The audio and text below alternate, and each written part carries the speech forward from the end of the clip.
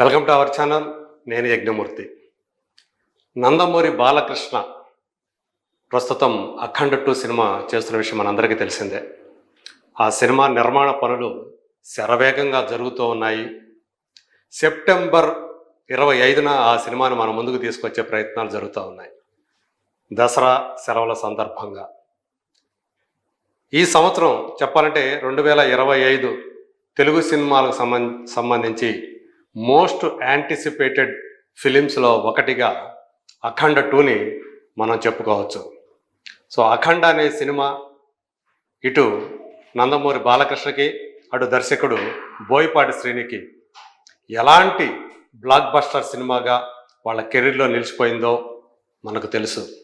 So అఖండ గురించి, ఆ cinema సాధించినటువంటి చరిత్ర, సంచలనం చిన్న విషయాలు కాదు. ఎందుకంటే జనం థియేటర్లకు రావడానికి భయపడుతున్న సమయంలో, సెకండ్ పాండమిక్ తర్వాత, సో ఆ జనాల్ని థియేటర్లకు రప్పించినటువంటి మొట్టమొదటి సినిమాగా దేశం మొత్తం మీదే, కేవలం తెలుగు నాటే కాకుండా దేశం మొత్తం మీదే ఆ క్రెడిట్ సాధించినటువంటి మొట్టమొదటి సినిమాగా అఖండ పేరు తెచ్చుకుంది. ఇప్పుడు దాని సీక్వెల్ని బాలయ్య చేస్తున్నారు. మరి దాని తర్వాత బాలకృష్ణ ఏ సినిమా చేస్తారు, ఎవరి డైరెక్షన్లో చేస్తారు అనేటువంటి క్యూరియాసిటీ అభిమానుల్లో ఉంది. సో దానికి ప్రస్తుతానికి తెరపడినట్లే చెప్పుకోవాలి. ఎందుకంటే ఆయన నెక్స్ట్ మూవీ ఖరారైపోయింది. గతంలోనే వీరసింహారెడ్డి కాంబినేషన్ పునరావృతం అవుతుంది అనేటువంటి వార్తలు వినిపించాయి. ఆ వీరసింహారెడ్డి 2023లో వచ్చింది. అఖండ సినిమా తర్వాత దానికి ఆ విజయ పరంపరని కొనసాగించిన సినిమాగా వీరసింహారెడ్డి నిలిచింది.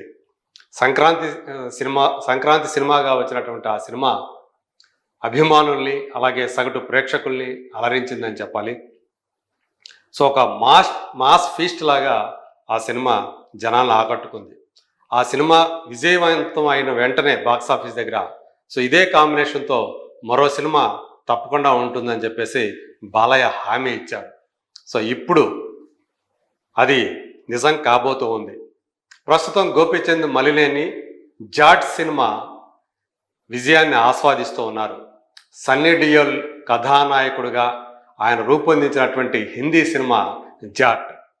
సో అది ఇప్పుడు అంటే 90లో వచ్చినటువంటి మాస్ యాక్షన్ సినిమాల కోవలో ఆ సినిమాని గోపీచంద్ రూపొందించాడు అనేటువంటి అభిప్రాయాన్ని చాలామంది వ్యక్తం చేస్తున్నారు. ఈవెన్ బాలీవుడ్ విమర్శకులు, విశ్లేషకులు సైతం మాకు 90ల నాటి యాక్షన్ సినిమాలు గుర్తుకొచ్చాయి అంటూ ఆ సినిమా విశ్లేషణలో, రివ్యూల్లో పేర్కొనటం విశేషంగా చెప్పుకోవాలి.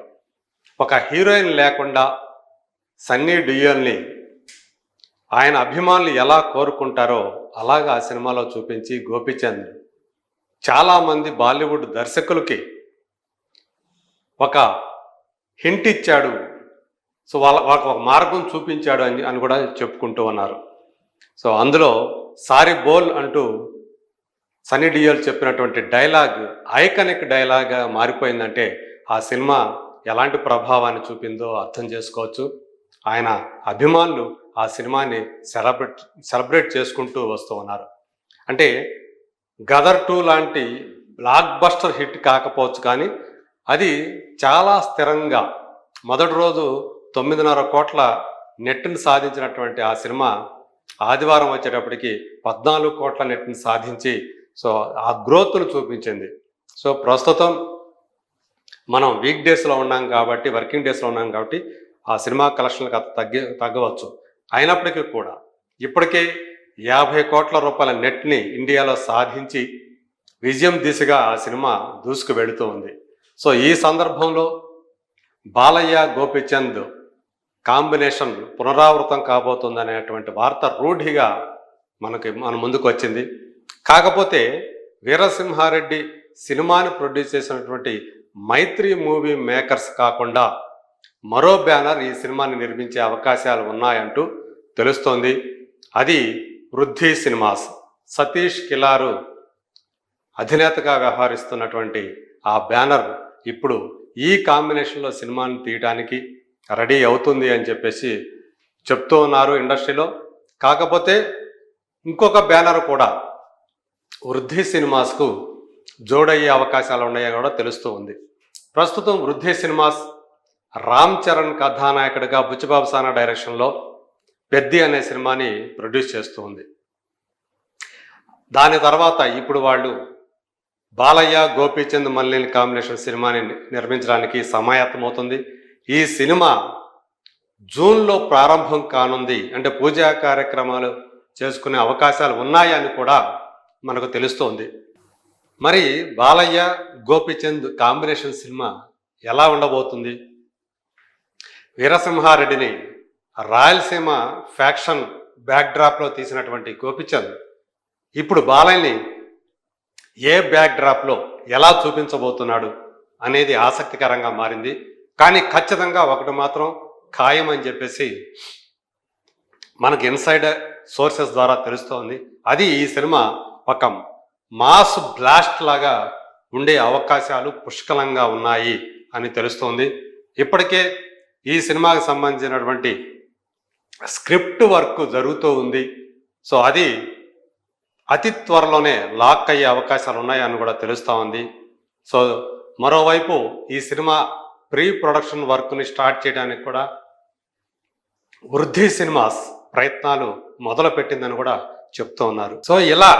సో మొత్తానికైతే బాలయ్యకి సంబంధించినటువంటి నెక్స్ట్ సినిమా ఏది, అఖండ 2 తర్వాత అనేటువంటి స్పెక్యులేషన్స్కి ఏవైతే ఉన్నాయో, ఇప్పుడు అఖండ 2 తర్వాత బాలయ్య ఎవరి డైరెక్షన్లో సినిమా చేయబోతున్నాడు అనే దానికి మనకైతే ఆన్సర్ దొరికేసింది. సో జూన్లో ఈ సినిమా పూజా కార్యక్రమాలు మొదలుపెట్టి అఖండ 2 సినిమా రిలీజ్ అయిన తర్వాత రెగ్యులర్ షూటింగ్లోకి వెళ్ళే అవకాశాలు ఉన్నాయని చెప్పేసి మనకి స్పష్టమైన సమాచారం అయితే ఉంది. మరి ఇది ఈ సినిమాలో అంటే మిగతా క్యాస్ట్ ఎవరు, ఈ సినిమాకు పనిచేసేటువంటి టెక్నీషియన్స్ ఎవరు అనేటువంటి వివరాలు మనకి అతి త్వరలోనే తెలిసే అవకాశాలు కనిపిస్తూ ఉన్నాయి. ఏదేమైనప్పటికీ కూడా గోపీచంద్ ఈరోజు అంటే క్రాక్ అనే సినిమా తర్వాత, రవితేజ్తో చేసినటువంటి క్రాక్ అనే సినిమా తర్వాత తను కూడా టాప్ లీగ్లోకి రావటానికి కృషి చేస్తున్నాడని చెప్పేసి అనిపిస్తూ ఉంది.